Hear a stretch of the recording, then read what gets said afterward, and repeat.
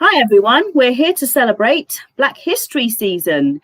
Now with Leicester College, we celebrate lots and lots of different events. This is one of our biggest months of celebration, and we have got some fantastic people today to ask questions to put some questions that maybe you want to ask, or perhaps even you want someone else to ask for you. Send them in to us. We're on Facebook. It's quite easy to access through Leicester College, but also we want to know what the issues are in the Black community, how we can resolve them, what we can do together to work as a team and try to make things a lot easier. We have got lots and lots to discuss today. I will be introducing our panel members in a short time. By the way, my name's Sharon, I work for Leicester College, but also we would like you to see a video which is a few minutes long. It is an amazing video which highlights all the activities, all the jobs, all the roles, all the achievements that people can achieve of any colour. So here's our video.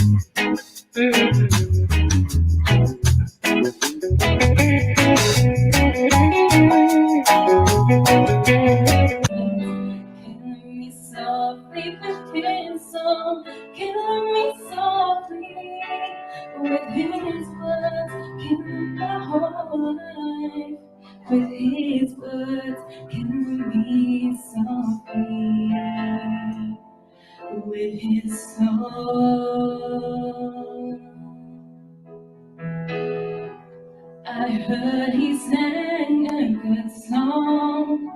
I heard he had a song. And so I came to see him and listen for a while. And there he was, this young boy, a stranger to my eyes, drumming my pain with his fingers, singing my life with his words, killing me softly with his words, killing me softly with his words, and my whole life with his words, killing me softly.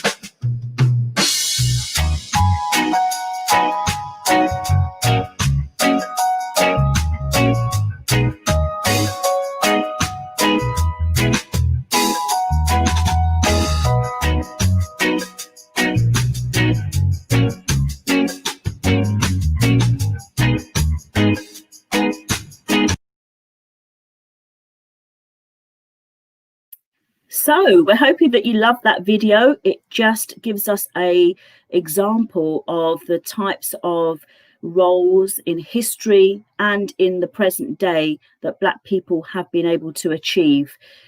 Some of the things that we'll discuss today might be sensitive, they might be uncomfortable, but these are the discussions that we need to have, because without that, nothing could move forward. So with no further ado, I would like to introduce our panel members. We may have some that come in and join us along the way. That's the journey we're following. So I'd like to firstly, if I can introduce Mr. Brian Simmons, and I'll let Brian discuss who he is and what he's done. Good afternoon, everybody. My name is Brian Simmons. I have many different roles in terms of that. I'm an entrepreneur. I work in the community in terms of community development. I'm a mentor. I also work as a practitioner for youth offender service. In terms of my roles, I also a firm believer in terms of you have multiple roles. There's not one role you have in terms of what you want to achieve. Thank you. Fabulous. Thank you very much, Brian, and welcome to our platform today. We also have with us Mr. Ivan. Mr. Ivan, would you like to introduce yourself and what you do? Yes, my name is Ivan Brown. Some will know me as Professor Ivan Brown. I'm the Director of Public Health for Leicester City, also the Director of Sports Services, and at the moment my main job is trying to contain COVID-19 in Leicester, amongst other things, but as Brian says, wear a number of other hats in my personal life as well, particularly interested in the development and the mentoring of young people, particularly young Black men. So on the note of that, I'll ask some questions and then feel free to dip in and answer as you see fit. You've shared some of your achievements, your roles, your multiple hats that you wear as part of community members, but also as professionals. How hard has it been? And I won't say the word how easy has it been, because it probably hasn't. How hard has it been to get to where you have got to? What kind of barriers have you faced and identified? And also, what would you tell young people about how to overcome barriers? What kind of little tricks and tips could we perhaps advise our students on how they would overcome barriers to achievement? So whoever would like to go first, maybe Brian, would you like to step in first? Okay, well, the question that could take us for the next 10 years to answer, to be honest, in terms of that. So I'll start with in terms of barriers, in terms of that. I think the key point, the key phrases I always use for barriers is resilience. Yeah, resilience is a key thing to understand how to use it and what it actually does, resilience. Because if you have resilience in terms of reaching any goal, it just makes it that much easier. You know what I mean? It sounds very superficial in its term, in terms of a word, but resilience is key. Because if you look in terms of that history and people who achieved certain things, it wasn't because they was great at it all the time, it's because they had resilience. To know to kind of bounce back, to know to understand, you know, you have to overcome something else in terms of that. So that's always important for me in terms of a barrier. To understand what resilience is. So I'll just start off in terms of young people. Do they know what resilience is, and do they know the importance of resilience in terms of that?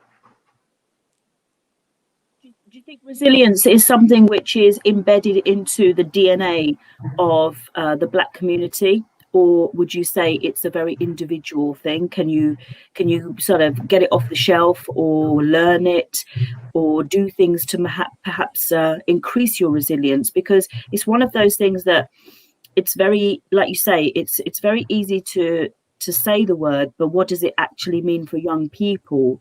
Because a lot of young people have barriers that they need to overcome in order to become resilient. And do you think part of doing that is what it's all about? Well, I'll let Ivor answer that question because Ivor, that word resilience, Ivor use it a lot, and I get that from Ivor in terms of the importance of resilience. So I'll let Ivor just respond to that in terms of the resilience element. Thanks, Brian. You know, resilience is not magic. You know, what I would say is, you asked, is it in the DNA? You asked, did we develop it? I think it's a bit of both. I think, you know, resilience is being able to stand when all the forces against you are telling you otherwise. And I think that there is something in the DNA of Black people that has had to develop that over decades, over centuries. One only needs to delve into Black history to recognize how that is inculcated into you. And that's what your parents try to pass on to you. They try and tell you this is not going to be an easy ride. They try to prepare you for the life that you're going to face. And you don't see it as this thing being called resilience at the time. But it absolutely is that idea of you will face challenge in your life, but you cannot stop, and you need to be able to overcome that, and you need to deal with that. And whether it's Brian or myself, or even the people, many of the young people who are watching this right now, they will be able to cite situations and circumstances that other counterparts may not have had to go through, but they have had to experience and go through themselves. And the idea of developing the ability to battle through things and to hold yourself together over the course of time is fundamental to any achievement that we make. I obviously look at things from a professional point of view around health. And one of the things that surprises me when I look at my health data is that the big drivers in terms of ill health are, you know, many of the social determinants of health. So, you know, income, access to healthcare, you know, the quality of housing, all of these things affect your eventual health status. But I have noticed that even in some of those of the most difficult of circumstances, the outcomes for some Black people are still, you know, not as bad as you probably expect them to be, given the environment that they are in. That's called resilience. On a personal basis, in terms of that question, that's when we're starting about barriers and difficulties, what I would say, the advice that I would give is know yourself and provide people around you who know you to help you to get through life. And I say that because have I encountered difficulties? Absolutely. My journey to this role was not a straightforward one. It's not unlike that of other people. So when I was leaving school, when I was in school, actually, it was growing up in a time in the 1970s. It was quite a racist society at that time. The expectations of me as a young Black man were relatively low. And all the time I was being reminded of the things that I couldn't do. When I left school, I remember the careers teacher when I was leaving school told me that I could not, I wanted to be a surveyor, and I was told that I couldn't do that, and I was told that I should go and seek employment in a local factory, you know, whether it's hosiery or shoe factory or something like that. That's what I was told. Everything was telling me that that's what you should do, and it was different. I went and I got an apprenticeship for a while, but fortunately I had good people around me who saw more and expected more. And I went back to this very college, to Leicester College. It was Charles Keene College at that time. I went back to Charles Keene College. I did. I remember doing my first O-level at a night school there, and then leaving the job that I was doing, and I did. I think I did about 8 O-levels in 1 year and 3 A-levels in another year. On my journey to go back to university and get back into education. Now, I keep asking myself the question, if I did not have those people around me, if I did not have my family around me, if I didn't have black men, young black men around me who were telling me, look, you can, not just black men, also, you know, white people who saw something in me too, who just kept you going, how different things could have potentially been. And just holding yourself together over that period, keeping yourself going, keeping moving to then see new horizons is what resilience is to me. You know, sometimes resilience is nothing more than making it through till tomorrow, you know. So that's what I would say, incredibly important. We do have it, we do build on it. Brilliant. That's great. Thank you very much. Carol, hi. We're just talking about the Hello, kind of everyone. hello. I had problems checking in, but greetings, Don't worry, everyone. you're here now. You're here now. You're looking glam. You're looking fab. I'm hoping Sue might arrive shortly. Here she is. Hello, Sue. She is. Wow. How are you Fashionably late. Hello.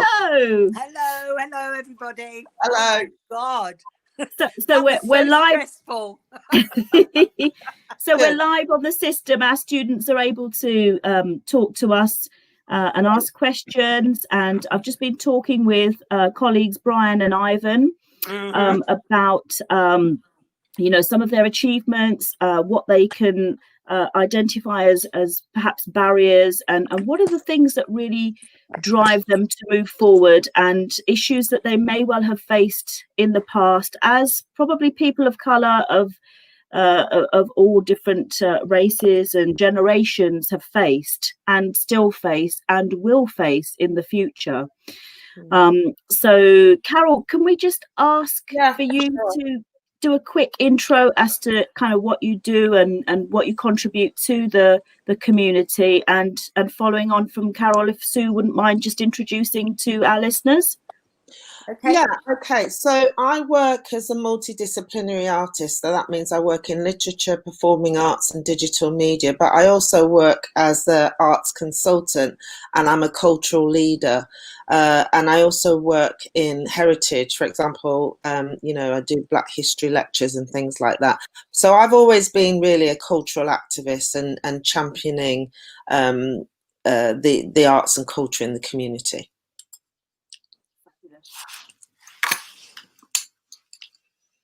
How about yourself? Sorry, did you ask me or Sue? Sorry. Sue. Yeah. Sue. Oh, right. Sorry. So I didn't know whether you was finished, Carol. Yeah. No. Well, sorry, I just shut up. I'll keep it short and sweet. Well, welcome everybody. Thank you for inviting me. My name is Sue Hunter. I am the local councillor for the Eddington ward, but I have. About 8 weeks ago, I got asked to be an assistant city mayor to the city mayor, with a specific responsibility to the Black Lives Matter movement, which I think is a very important position for me to hold in Leicester, as I have always lived and worked in Leicester with the community for over 30 years. Before I was a councillor, I was a council officer, and I worked as a council officer for 30 years. I worked in all areas of the council, but mainly to do with community. So that is what my experience and expertise, where it lies, is with working with the community, which is why I very much welcome this challenge in representing the City Council as the lead for the Black Lives Matter movement. I think that's all I've got to say. If anybody wants to ask any questions, then I'm well and truly happy to answer any questions. Okay, that's brilliant. We're just going to go through a few questions that we've thought about, which would be relevant for our listeners, our students, and people kind of checking in with us to see what Leicester College is doing. We do a whole suite of activities in our team. So we look at showing our students the beauty and the richness of the diversity within the Black community and the Black culture. because there is so much music, colour, any facet of life. Food is a big one. Food is massive for our students. You know, when we have a function, when we have an event, people need to appreciate all the different strands that a culture has. I don't know if anyone's been watching things on TV, even CBeebies, which I'm subjected to by my 3-year-old.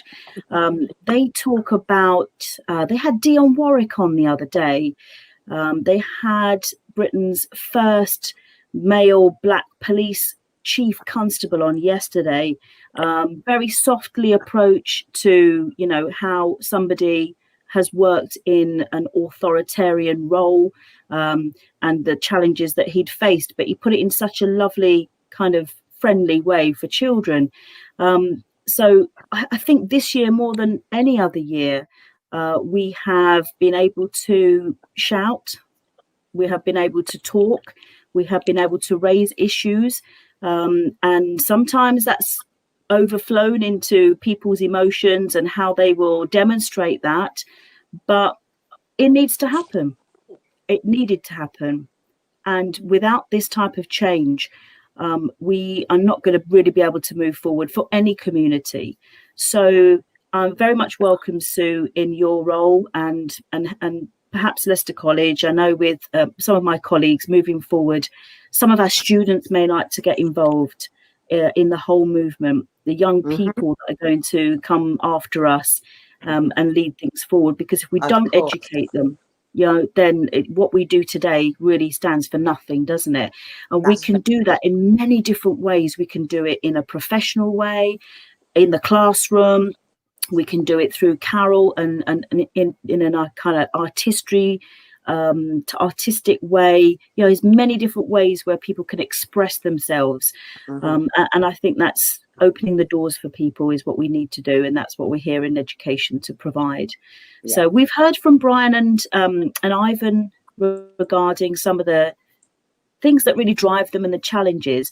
Carol and Sue, as ladies in the Black community, have you faced any challenges?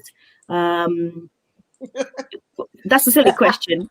What challenges have you faced? Well, the first thing that I may say is, you know, politically, I've been active since, I don't know, from the age of 13, I encountered Black Power. And, you know, I used to sell Black Chat, which was a pamphlet by the Black Liberation Party. And then in my 20s, I became politicized around Black feminism. And as a Black woman, I'm dealing with intersectionality. I'm dealing with racism. I'm dealing with sexism. I'm dealing with all the isms.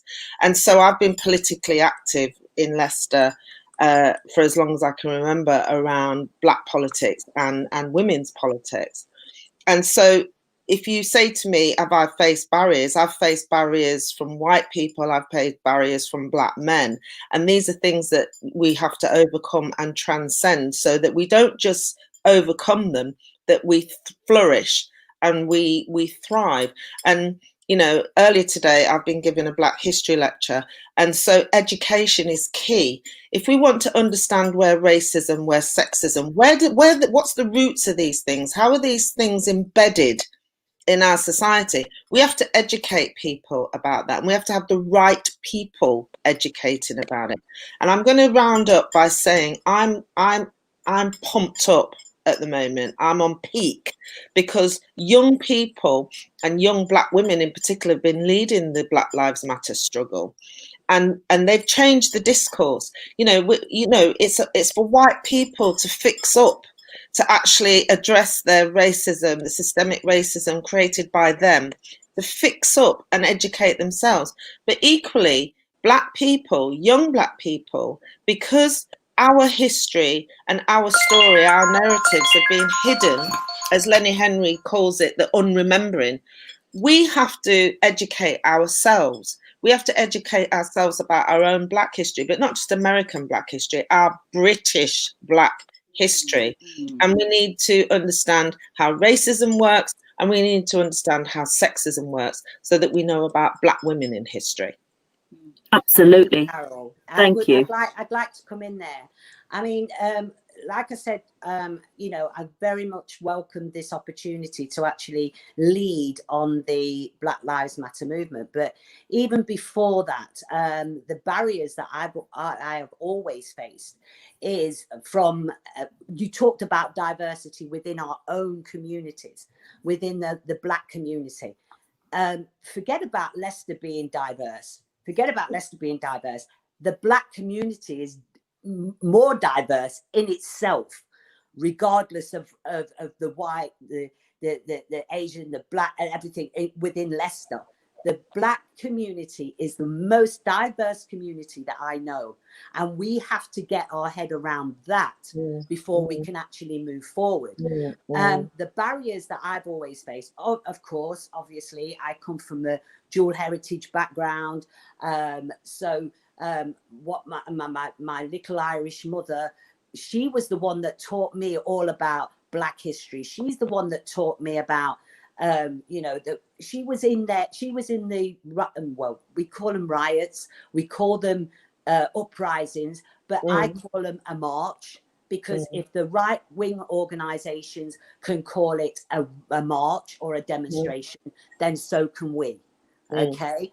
Whenever Black people get together, it's not a riot, it's not an uprising, it's a march, and it's a march about our, you know, it's about us, it's about what we've had to go through.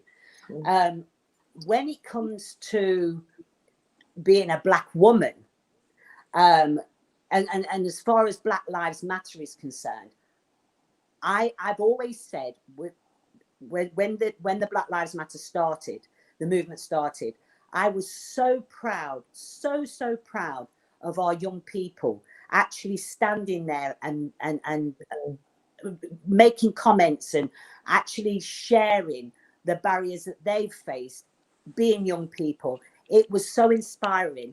And I actually stood in the rain and I kept moving back because obviously the COVID you know, regulations. And I was so impressed by our young people, because this is what my belief is. We have to set a foundation, and we have to set that foundation, because this is about the young people. Me, Carol, Brian, Ivan, we've been here. We're getting on now. We're getting on. So don't let's be joking about that. We are here to actually steer the young people in the right direction. And basically, I've used this term many times, is pass the baton now to those young people. But I, you know, I'm a grandmother, soon to be a great grandmother. And I want to be able to, my grandkids, my great grandchildren, to walk the streets and not be stopped and searched because of the color of their skin. I mean, a lot of people say that this doesn't happen, or you're jumping on the bandwagon because of the Black Lives Matter and all this, that, and the other. What people fail to realize is this is a very important platform. We have never had such a high-profile platform before, and we need to grab it with both hands and run with it and make a difference. We need to make a difference, and it doesn't matter who's leading it. It doesn't matter who's in control of it. It's all of our responsibility. Every single last one of us, it's our responsibility to make that change for a better world for our kids, our grandkids, and great-grandchildren. Thank you. Brilliant. Thank you ever so much, Sue. We have a couple of questions from viewers, which we'd like to put out to yourselves, if that's possible. So the question is from somebody called Pauline, and she asked, Pauline. she asked, do you think there is something special about being Black, Asian, and ME in a city as diverse as ours, or is Leicester the same as anywhere else? No, Leicester's not the same as anywhere else, clearly, because we've got an assistant mayor with the portfolio for Black Lives Matter, and my simple research has turned up that there isn't one anywhere in the country. And in my own work, I have always championed this city, not in the way that it champions it, you know, it's been championed in the past as, oh, you know, a city of many colours, plurality, diversity. No, I've championed the resilience of the people in this city and their creativity and their ingeniousness, and that we're an overlooked child in between the north and the south, and we're an overlooked child as a city compared to places like Nottingham or even Derby. So I think Leicester is special. And Absolutely. I will ditto that. I think that Leicester is a massive, and well, I love Leicester. It's my home. I love it. I adore it. But I visited smaller communities than ours, right? And I've been to places and I've seen cultural centres, Black cultural centres, African and Caribbean people actually teaching our young people of their worth and that lot, and embracing the Blackness, their Africanism, their Caribbeanism, whatever you want to call it. They've embraced that. One of the big things that I find within Leicester as well, and I'm talking about education. Now, I'll tell you a story. My granddaughter, she's just done a project, and they did a project, and it's around Black History Month. And my granddaughter did her essay, her report on colorism, and she read it to me, and I think it's absolutely fantastic. And I'm going to bring that into the piece of work that I'm going to be doing anyway. But what really concerned me was that her own teacher didn't know. Her own teacher did not know what colorism was. Yeah. and did not talk about it. And when my granddaughter tried to explain what colorism was all about, the teacher was still unaware of it. Of it. So we have to own up to that as well. We have to own up to that piece of our the diversity within our communities about colorism before we can move forward as well. Yeah, absolutely. We have to get our house in order so that we can get everybody else's. Absolutely. We have another question. Thank you very much. We have another question now. Sorry, go on, Brian. Can I just add to that question? I don't think Leicester is special. I think they're unique in terms of the balance in terms of the city, in terms of the makeup of the city. I think that's very unique in terms of itself. But I think in terms of special, what are you Leicester special? Probably not. In terms of special, you're not from Leicester. We're not from Leicester, so don't take that from us. Let me explain. Yeah. Unique is for being unique is more powerful than special. Special, you know. And in turn of being from Leicester, I've been. Listen, let me explain. I've been coming to Leicester from 11 years old every summer. Yeah, I'm 11 years old, and I moved here 22 years ago. Yeah, just to clarify in terms of my input in Leicester. Yeah. I mean, Brian, we're unique and special. We can agree on that. Absolutely, yeah. And we're all unique and special as individuals, as well as being from Leicester. And all our young people, what I'd like to say as an educationalist is, you know, people who come to Leicester College come with lots and lots of diverse backgrounds. They have sometimes things they need to overcome themselves personally. And we're here to make sure that we provide that support for them, because it's not easy going to college. It's not easy growing up as a young person and a young person of colour. And I know that, you know, I have many colleagues at Leicester College who will work in a wholesome way to make people feel comfortable and achieve the best they can, because not everyone has that the benefits you know, that we try to give to everybody. Not everyone has that from home. So, you know, we're here just to showcase what we're about, and we are going to answer the next viewer's question. If I can read it out to you from a lady called Hannah. How can white people help to support Black and other minority ethnic groups in the work that is happening now through Black Lives Matter? So let's have a snippet of from each person. I think Ivan is having a few technical issues, and when Ivan comes back online, I'd like to ask him a question specifically about the pandemic. So I'm going to grab him when he comes back online. But if we can just answer Hannah's question individually. Brian, would you like to dip in first? Okay. Well, I think it's like I said, you know, we as non-Black people, you know what you need to do in terms of help. It's all about what's right and what's wrong. Yeah. If you know what's been right and wrong, you can automatically do what you need to do. It's not necessarily for me to tell you must do A, B, and C. It's for what you see is right and wrong and how you can support people generally.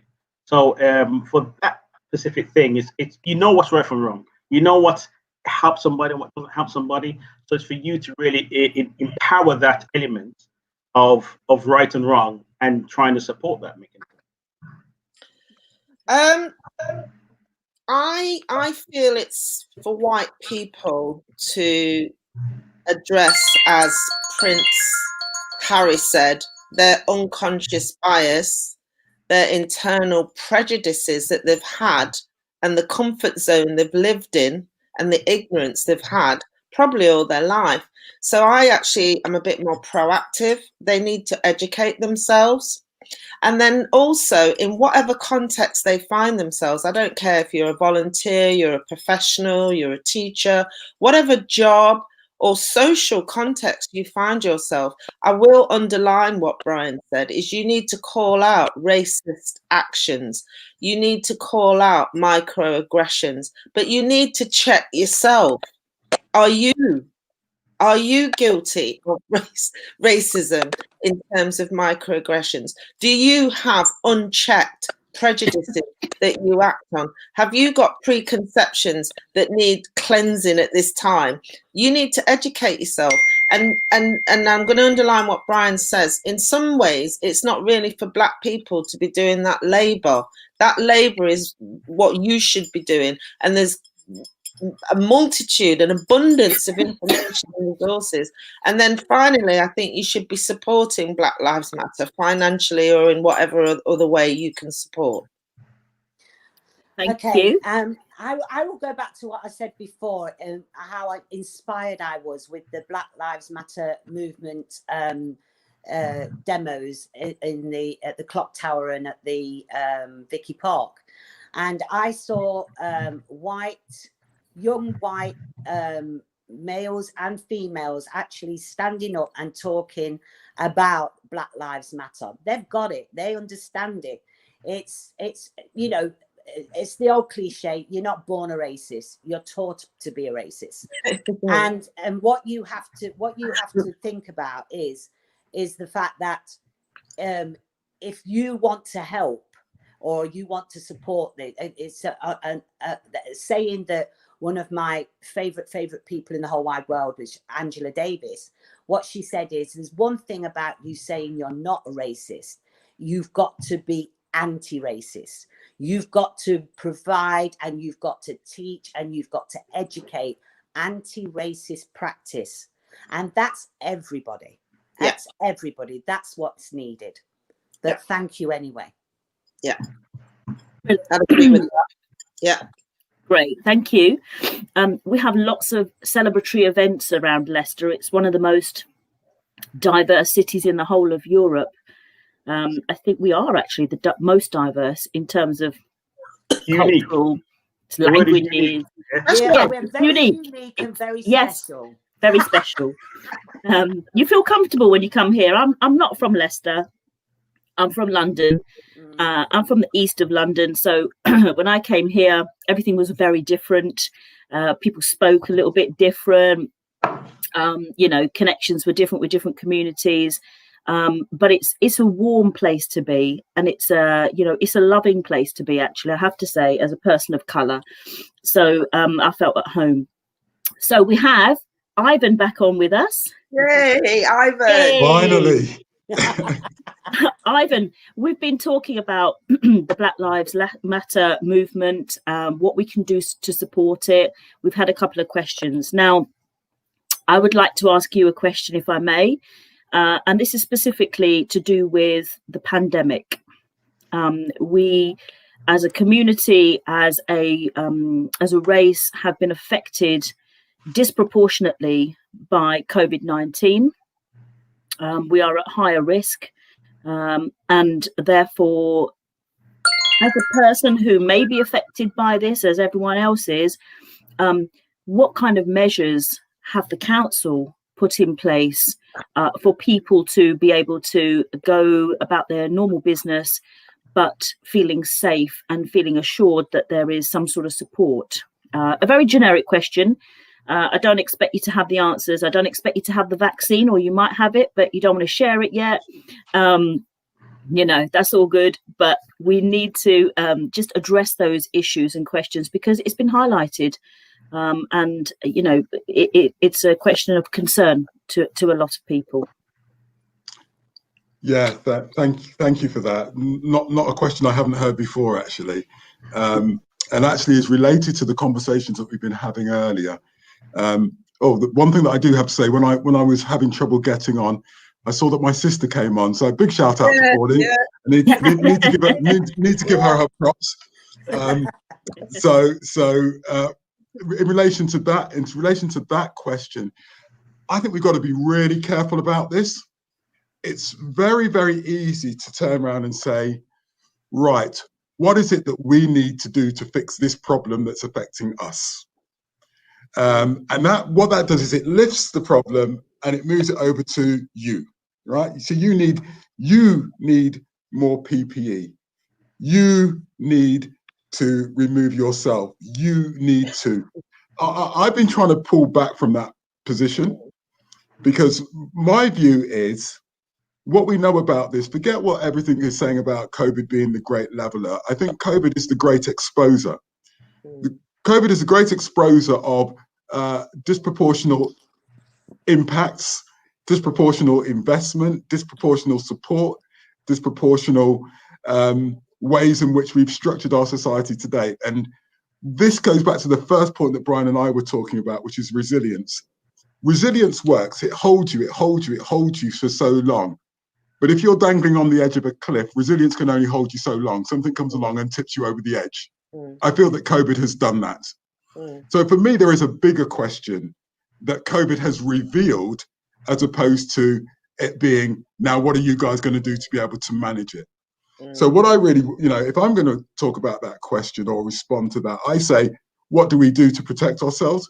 We do everything that I'm constantly going on and telling people about, social distancing, making sure that you're minimizing your contacts. It's all of that, but making sure that we keep to it. But that, to me, is the smaller part of the discussion. The big discussion that we need to get on and use as a platform here is to say, why has this happened? Why do we see this? Yes, we are in more of those frontline services. Yes, we may not have houses that have got 3 acres of land around us that allows us not to come into contact with people. We may be in schools that have got a more dense population, and there may be a genetic element to it. There may be. We don't know that yet. But this whole idea that it's called gathered speed, that it's a genetic thing and that you guys need to do, it's an issue. What can we do? I think that lets society off the hook. It certainly does. If I could just briefly say that, I was involved in an initial survey of Black people, Black and Asian people, in response to the COVID and as to the potential reasons as to why it was affecting us more than anyone. But one of the points that was brought up is to look at comparatively what's happening in Africa or Asia or other places and why we have the high numbers here. And I just want to underline all the points that Ivan said, because it's really not as straightforward as what the media is saying, and that it may or may not be a genetic link or not, but it's still to be investigated. I just like to add to that in terms of young people in general and just how best we move forward. And I think is, how do you navigate? As young people, they have to learn how to navigate through all the different obstacles. At the very beginning, navigation. ask the question, seek advice, learn to navigate. Having to navigate through society is very difficult, but the quicker you learn how to navigate, the easier it is for you to proceed in terms of young people moving forward, not only in education, but also in society. And my final point, because I'm always going to look for an advert here. So whilst I've got these my young people on here, please, beg you do, look after yourself, please. Please make sure. I know we like to corral and we like to do our thing and we like to do, we like to be social and all of that. But we've got to look out for ourselves and we've got to look out for each other. And it's a killjoy to say you can't go to this, you can't join together. But over this period, please make sure that you are following the guidance to protect not just yourself but your communities and your families. I think that's absolutely key that you do that. And that is an announcement from the man himself. Yes. That is a public announcement from the man himself.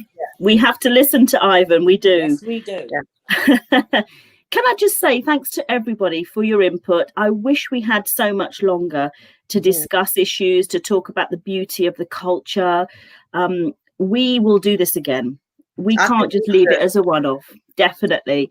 I have loved talking to each and every one of you. I know our viewers and our listeners have so as well. As a quick summary, we haven't even touched upon some of the beauty and the richness and the diversity within the culture. At Leicester College, we try to celebrate Black History Month as in different ways. So, we do look at the faith element and the history behind the church.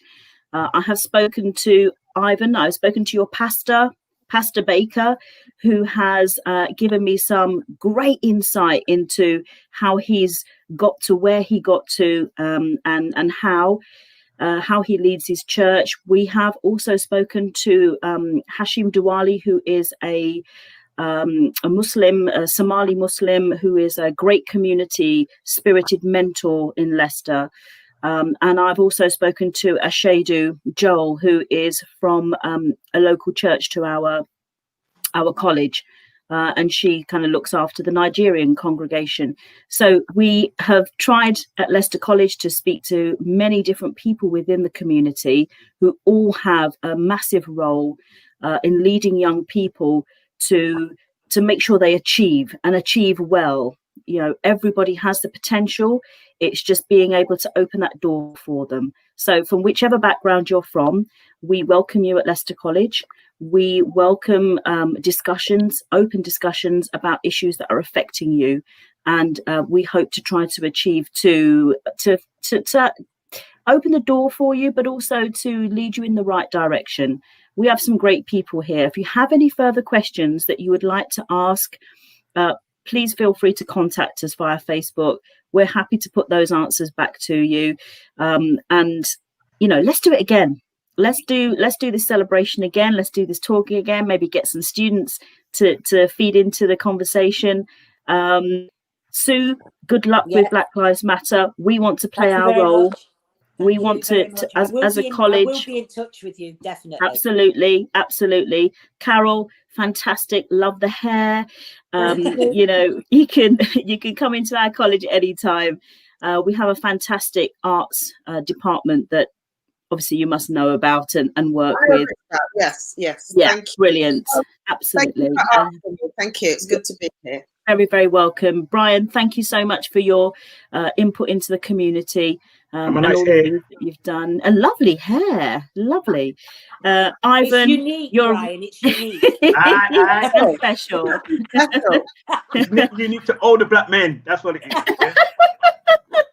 See, that's lovely. That's the humour, isn't it? That's the humour of it all. Ivan, thank you so much for leading the cause and making sure that people are remaining safe, keeping us safe, keeping us in a direction as well.